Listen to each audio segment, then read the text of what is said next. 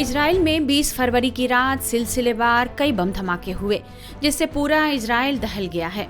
तेल अवीव शहर में 3 बसों में एक के बाद एक धमाके होने लगे, जिससे पूरे क्षेत्र में हड़कंप मच गया।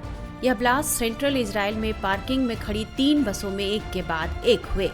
ये बसें बाटयाम और होलोन इलाके की पार्किंग में खाली खड़ी थी। हालांकि धमाके में किसी के हताहत होने की खबर नहीं है। धमाकों के बाद अधिकारियों ने इसे संदिग्ध आतंकी हमला मानते हुए जांच शुरू कर दी है। इजराइल में ये बम धमाके तब हुए हैं जब हमास और इजराइल के बीच गाजा युद्ध विराम के कारण बंधकों और कैदियों की रिहाई हो रही है। टाइम्स ऑफ इजराइल की रिपोर्ट के मुताबिक बम शुक्रवार यानी आज 21 फरवरी की सुबह धमाके के लिए रखे गए थे, लेकिन इनके टाइमर गलत तरीके से सेट किए गए थे, जिससे 20 फरवरी की रात में ही विस्फोट हो गया। धमाके के बाद सरकार ने सुरक्षा के मद्देनजर देश भर में बस और रेल सर्विस रोक दी है।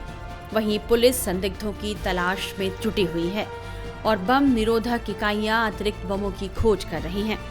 पुलिस ने लोगों से सतर्क रहने और किसी भी संदिग्ध वस्तु की सूचना अधिकारियों को देने का आह्वान किया है।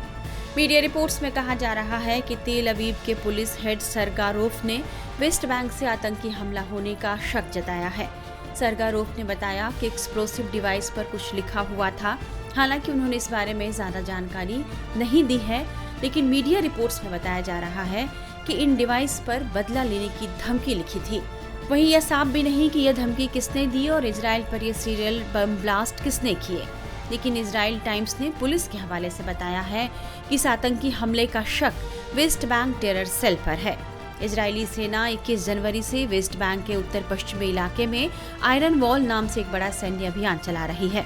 यह ऑपरेशन अमेरिकी राष्ट्रपति डोनाल्ड ट्रंप के शपथ ग्रहण के एक दिन बाद ही शुरू हो गया था। 7 अक्टूबर 2023 को हमास के हमले के बाद इजरायली सेना ने वेस्ट बैंक में संदिग्ध फिलिस्तीनी उग्रवादियों पर कई छापे मारे हैं। वेस्ट बैंक के उत्तरी शहर टुल कारिम के अल कासिम ब्रिगेड्स ने टेलीग्राम पर यह पोस्ट किया है कि हम अपने शहीदों का बदला लेना नहीं भूलेंगे जब तक हमारी जमीन पर कब्जा है। हालांकि ग्रुप ने इजराइल पर 20 फरवरी को हुए हमले की कोई जिम्मेदारी नहीं ली है। हालांकि प्रधानमंत्री बेंजामिन नेतन्याहू ने इस हमले के बाद एक इमरजेंसी मीटिंग बुलाई।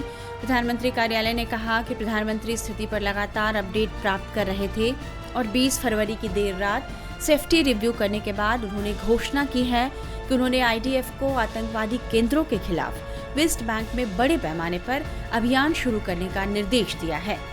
देखना होगा कि आईडीएफ अब वेस्ट बैंक में किस तरह की कार्रवाई करती है।